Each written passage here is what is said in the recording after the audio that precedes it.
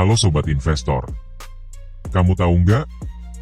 Ada dua proyek infrastruktur besar yang sedang digarap di jantung Pulau Jawa, yaitu Tol Yogyakarta-Bawen dan Tol Solo-Yogyakulon Progo.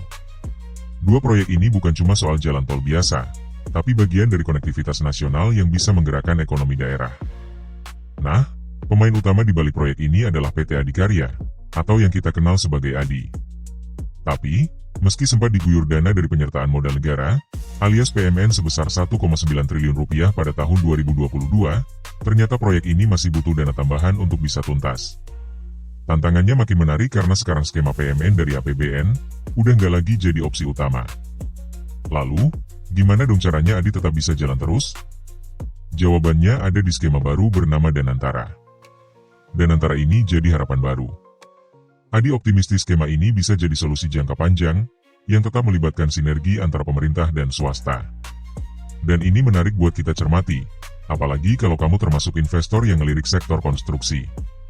Karena bukan cuma soal pembiayaan, tapi soal bagaimana ADI menjaga keberlanjutan bisnis sambil menyelesaikan proyek strategis nasional. Sobat investor, selamat datang di Bicara Saham. Kenalin, saya Ale. Di sini saya nggak cuma bahas soal angka-angka, grafik, atau istilah investasi yang ribet. Karena saya percaya, pasar modal itu bukan cuma buat orang keuangan aja. Di channel ini, kita bakal belajar bersama, kupas tuntas berita-berita terbaru, serta membahas analisis dengan bahasa yang santai. Dan tentu aja, sharing tips yang praktis, yang bisa langsung sobat pakai, dalam kehidupan sehari-hari. Jadi, apapun latar belakang sobat, nggak masalah, karena tujuan kita cuma satu, agar sobat makin percaya diri dalam melangkah di dunia investasi. Sobat, salah satu hal paling krusial dalam proyek infrastruktur adalah cash flow. Dan sekarang, Adikarya nggak lagi bisa mengandalkan pendanaan dari APBN seperti sebelumnya. Yap, skema PMN, yang sempat jadi penyelamat di tahun 2022, sudah nggak dilanjutkan lagi. Artinya, ADI harus putar otak untuk cari sumber dana baru demi kelanjutan proyek strategis nasional mereka. Nah, disinilah muncul skema baru. Sebuah skema pendanaan kreatif yang memungkinkan BUMN seperti ADI untuk menghimpun dana dari investor swasta melalui penerbitan surat berharga berbasis proyek. Bukan lewat APBN, tapi lewat pasar.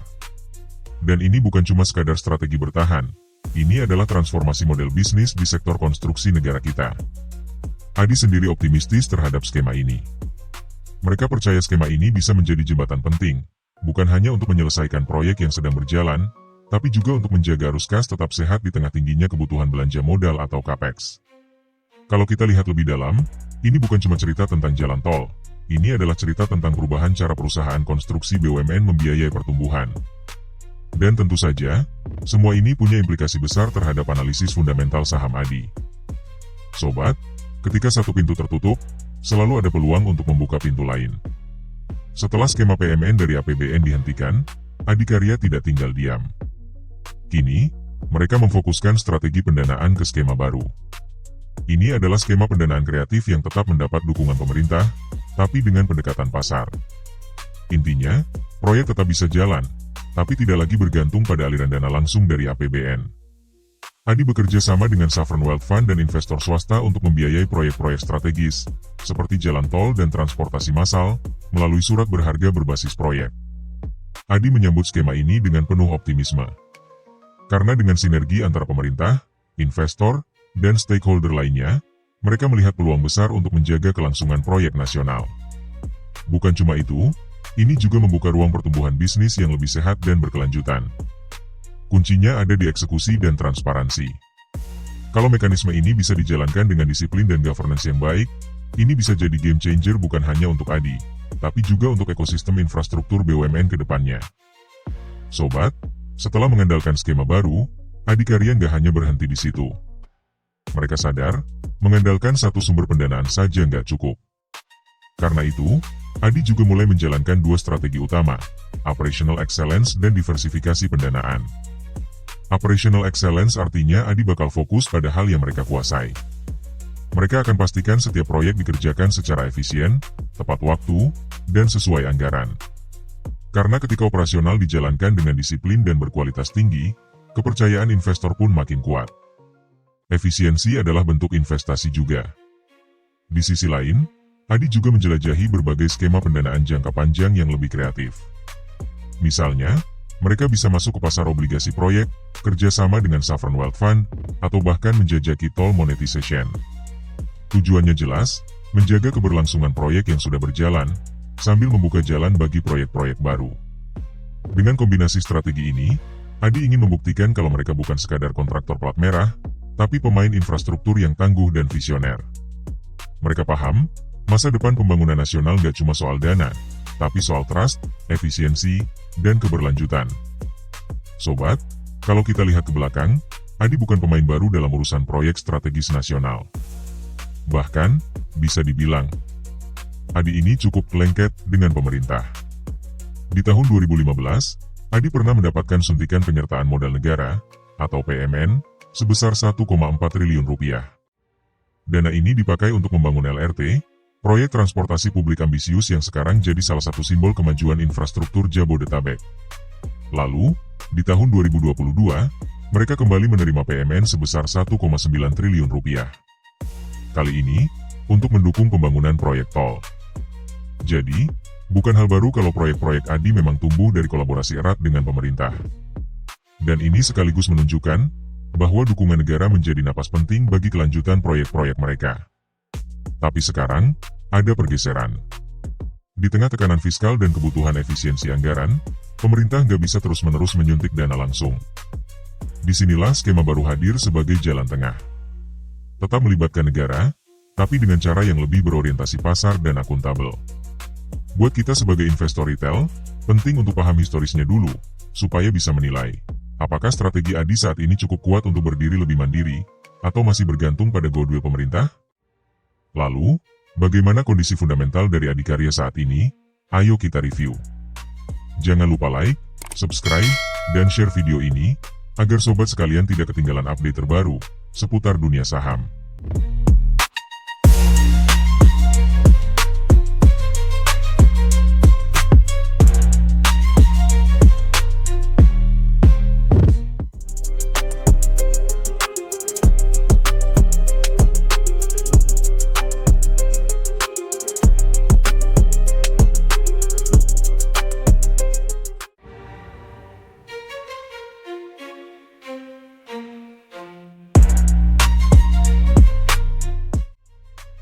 Di sisi lain, Adikarya, salah satu BUMN konstruksi yang cukup sering warawiri di proyek-proyek strategis nasional. Kalau kita kulik dari sisi fundamental, maka pemegang saham terbesarnya bukan pemerintah. Saat ini, sekitar 64,3% saham Adi dipegang oleh PT Danantara Asset Management. Jumlah itu setara dengan lebih dari 5,4 miliar lembar saham. Sementara sisanya, sekitar 35,6%, dipegang oleh masyarakat umum, alias publik, alias kita, para investor retail. Nah, ini menarik. Karena struktur kepemilikan seperti ini bisa ngasih sinyal soal arah pengambilan keputusan di perusahaan. Apakah lebih ke arah profesional, pasar, atau tetap kental nuansa politisnya? Sobat, sekarang kita lihat kondisi fundamental Adi dari neraca keuangannya. Per Juni 2025, aset total Adi tercatat sebesar 34,3 triliun rupiah. Ini sebenarnya mengalami sedikit penurunan dibandingkan akhir tahun 2024, yang waktu itu masih di angka 35 triliun rupiah. Artinya apa? Bisa jadi Adi sedang melakukan efisiensi, atau mungkin terjadi pelunakan nilai proyek dan piutang, yang kalau kita lihat secara jangka pendek, ini perlu dicermati lebih lanjut. Tapi ada juga sisi positifnya. Karena di saat aset turun, ekuitas Adi justru naik tipis, dari 9,67 triliun rupiah menjadi 9,69 triliun rupiah. Kenaikan ini memang kecil, tapi tetap penting, karena artinya, Adi masih bisa mempertahankan struktur permodalannya, bahkan di tengah tekanan proyek dan kebutuhan dana yang besar. Kalau neraca perusahaan tetap stabil di tengah tantangan likuiditas, itu bisa jadi sinyal manajemen yang cukup disiplin menjaga kesehatan keuangan. Tapi ingat, ini baru satu sisi cerita. Masih banyak metrik lain yang perlu kita lihat sebelum ambil keputusan investasi. Nah sobat, sekarang kita lanjut ke dua aspek penting lainnya dalam analisa fundamental, liabilitas dan pendapatan usaha. Pertama, kita lihat sisi liabilitas atau utang. Per Juni 2025, total liabilitas Adi turun jadi 24,6 triliun rupiah dari yang sebelumnya 25,3 triliun rupiah di Desember 2024. Ini artinya Adi berhasil menurunkan beban utangnya sekitar 700 miliar rupiah dalam waktu 6 bulan. Di tengah tekanan sektor konstruksi, ini jelas jadi kabar yang cukup positif, karena bisa berarti Adi sedang berusaha memperbaiki struktur utangnya, atau melunasi kewajiban jangka pendeknya. Tapi sobat, cerita sedikit berbeda kalau kita lihat pendapatan usahanya. Sampai Juni 2025, pendapatan Adi hanya sebesar 3,8 triliun rupiah, turun cukup tajam dibanding 5,6 triliun rupiah di periode yang sama tahun lalu. Penurunan ini cukup signifikan, sekitar 32%. Dan ini bisa jadi tanda bahwa proyek-proyek konstruksi yang dikerjakan Adi mengalami penundaan, atau ada perlambatan serapan anggaran, khususnya dari proyek-proyek pemerintah. Jadi walaupun utangnya menurun, penurunan pendapatan seperti ini bisa berdampak ke profitabilitas perusahaan ke depan. Sobat harus hati-hati, jangan cuma lihat satu sisi positif, tapi perhatikan juga tantangan yang sedang dihadapi Adi. Nah sobat, selain liabilitas dan pendapatan, dua hal lain yang wajib kita perhatikan dalam analisa fundamental adalah beban pokok pendapatan dan beban keuangan. Kita mulai dari beban pokok. Hingga Juni 2025, Adi mencatatkan beban pokok sebesar 3,8 triliun rupiah, turun dari 5,1 triliun rupiah di periode yang sama tahun sebelumnya. Ini penurunan yang cukup besar, hampir 1,3 triliun rupiah. Artinya apa? Artinya, Adi kemungkinan sedang melakukan efisiensi biaya proyek atau ada penurunan volume pekerjaan di lapangan. Bisa jadi, ini respons manajemen terhadap pasar konstruksi yang sedang lesu, atau strategi untuk menjaga arus kas tetap sehat. Tapi itu belum semuanya. Kita juga harus lihat beban keuangan, alias biaya bunga atas utang perusahaan. Dan di sini juga ada kabar cukup baik. Beban keuangan Adi turun dari 391 miliar rupiah di Juni 2024 menjadi 339 miliar rupiah di Juni 2025. Artinya, Adi membayar bunga lebih sedikit, yang bisa jadi karena mereka sudah melunasi sebagian utang berbunga tinggi, atau melakukan restrukturisasi dengan bunga yang lebih rendah.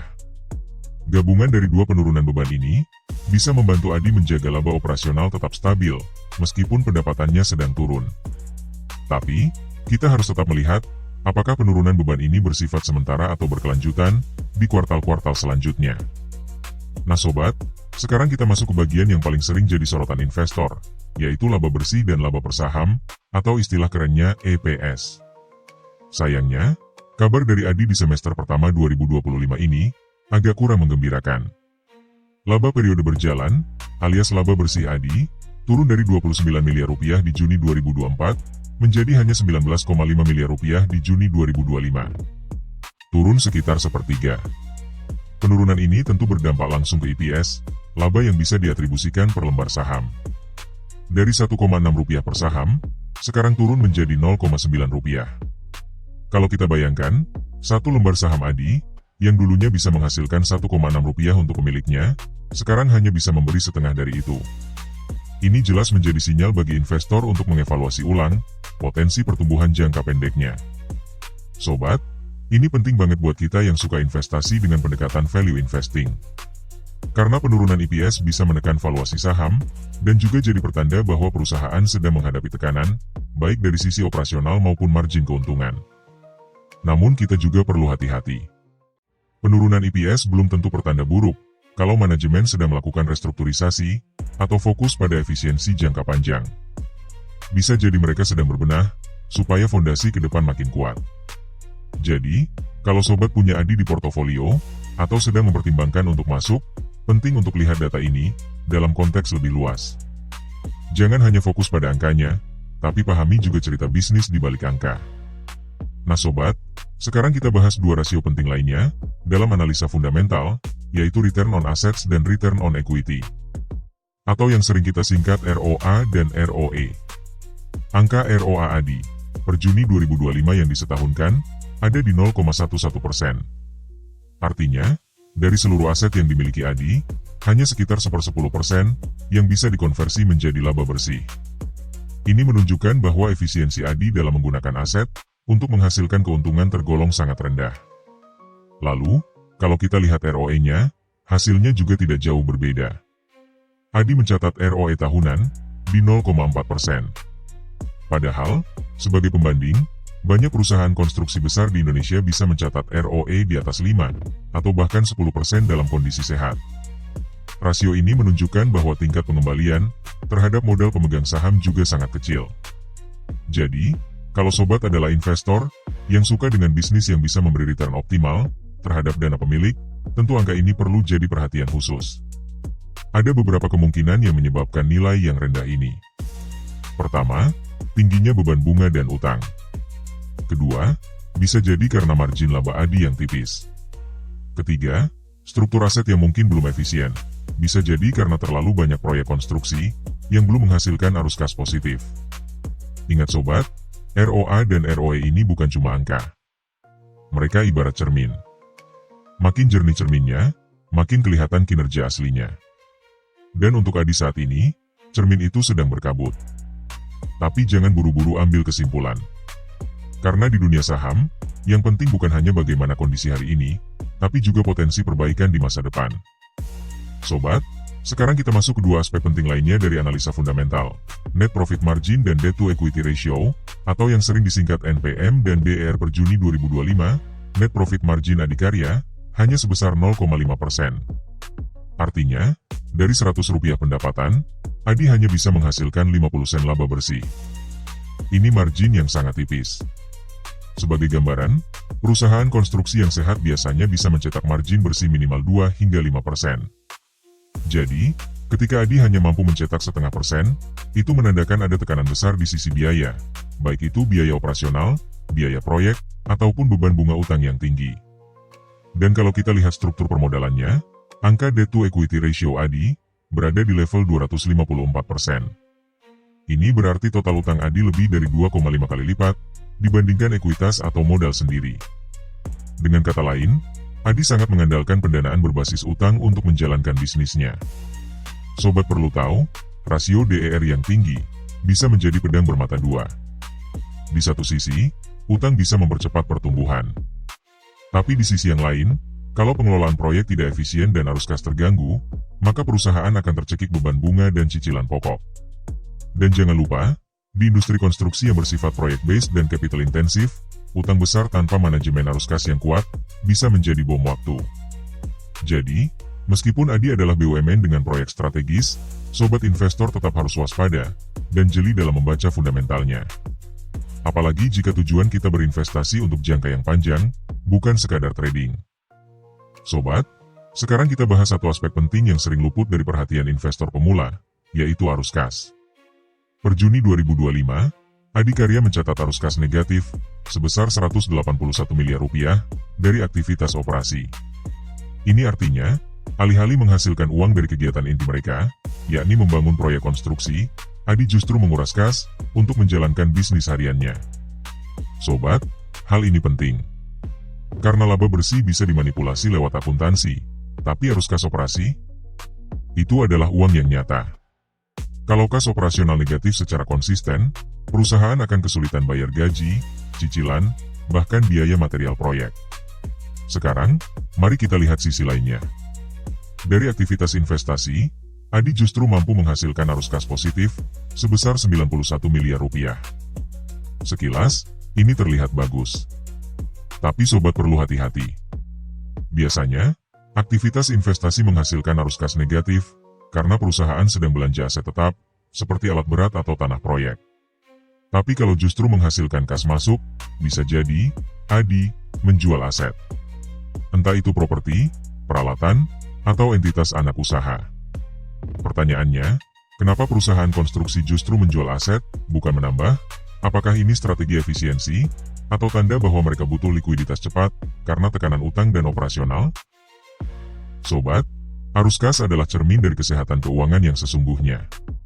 Dan dalam kasus Adi, kombinasi antara kas operasional yang negatif, dan kas investasi yang justru positif, perlu jadi lampu kuning buat investor. Apalagi jika dikaitkan dengan net profit margin yang super tipis, dan DER yang sangat tinggi, seperti yang sudah kita bahas sebelumnya. Sobat, sekarang kita masuk ke bagian yang sering menjadi kunci, kenapa neraca keuangan sebuah perusahaan bisa goyah atau bertahan. Yaitu, arus kas dari aktivitas pendanaan. Per Juni 2025, Adikarya mengeluarkan arus kas sebesar Rp676 miliar hanya untuk aktivitas pendanaan. Artinya, ada uang keluar dalam jumlah besar yang berkaitan dengan utang dan modal. Biasanya, arus kas pendanaan itu negatif, karena perusahaan sedang membayar utang atau membagikan dividen. Dan dalam kasus Adi, angka ini cukup besar. Bila kita gabungkan dengan arus kas dari aktivitas operasi yang juga negatif dan investasi yang minim, hal ini memberi gambaran bahwa Adi sedang berada dalam tekanan keuangan yang cukup berat. Enggak berhenti di situ. Total kas dan setara kas Adi juga turun drastis hingga 766 miliar rupiah per Juni 2025. Penurunan ini tentu saja bukan angka yang kecil, apalagi buat perusahaan konstruksi BUMN yang skalanya cukup besar. Ini menandakan bahwa dalam 6 bulan pertama tahun ini, Adi lebih banyak mengeluarkan uang dibandingkan uang yang masuk. Dan ini bukan hanya soal profit atau rugi di laporan laba rugi, tapi benar-benar soal kemampuan bertahan hidup secara kas. Sobat, kita harus paham satu hal, kas adalah napas sebuah perusahaan. Tanpa kas yang cukup, meski proyek jalan terus, perusahaan bisa kolaps karena tidak mampu membayar kewajiban jangka pendek. Dalam kasus Adi, arus kas pendanaan yang besar, ditambah penurunan kas yang signifikan, bisa menjadi sinyal bahwa mereka mungkin melunasi pinjaman jatuh tempo, atau menghadapi kesulitan mencari pendanaan baru di tengah suku bunga tinggi. Jadi, kalau kamu lagi mempertimbangkan saham Adi, jangan cuma lihat harganya yang mungkin terlihat murah, tapi teliti juga kondisi kas mereka. Ingat, perusahaan yang kekurangan kas bisa sangat rentan, apalagi di sektor konstruksi yang padat modal dan penuh risiko. Nah sobat, kalau kita rangkum secara singkat, Adikarya saat ini sedang berada dalam tekanan keuangan yang cukup nyata. Arus kas operasional mereka belum cukup kuat untuk menopang kebutuhan modal kerja. Di saat yang sama, arus kas dari aktivitas pendanaan malah mengalir keluar sebesar 676 miliar rupiah. Dan akhirnya, total kas perusahaan turun sampai 766 miliar rupiah per Juni 2025. Ini menunjukkan bahwa Adi harus berjuang keras menjaga likuiditas sambil terus menjalankan proyek-proyek besar yang membutuhkan dana dalam jumlah signifikan. Dengan kata lain, kondisi fundamentalnya belum cukup solid untuk investor yang mencari kestabilan jangka panjang. Tapi, bukan berarti semua pintu tertutup. Di tengah tekanan, ada peluang. Apalagi Adi punya dukungan dari proyek-proyek pemerintah, dan statusnya sebagai BUMN. Pertanyaannya sekarang, apakah manajemen mampu mengelola arus kas dan mengeksekusi proyek secara efisien dalam waktu dekat? Jadi sobat, sebelum kamu memutuskan masuk ke saham Adi, riset mandiri tetap jadi kunci utama. Pahami kondisi keuangan, ikuti perkembangan proyek strategis mereka, dan lihat apakah ada momentum entry yang lebih tepat di kemudian hari. Karena, seperti biasa, investasi yang baik adalah investasi yang didasari oleh analisa yang tenang, bukan yang terburu-buru karena mengikuti tren. Kalau sobat suka konten kayak gini, jangan lupa klik like, biar algoritma tahu, sobat tertarik sama topik investasi dan saham. Subscribe juga, supaya sobat nggak ketinggalan insight dan analisis terbaru, yang bisa membantu sobat dalam mengambil keputusan yang lebih bijak di pasar modal. Jangan lupa tulis pendapat sobat di kolom komentar. Ingat sobat, belajar investasi itu lebih seru kalau bareng-bareng. Sampai ketemu di video selanjutnya.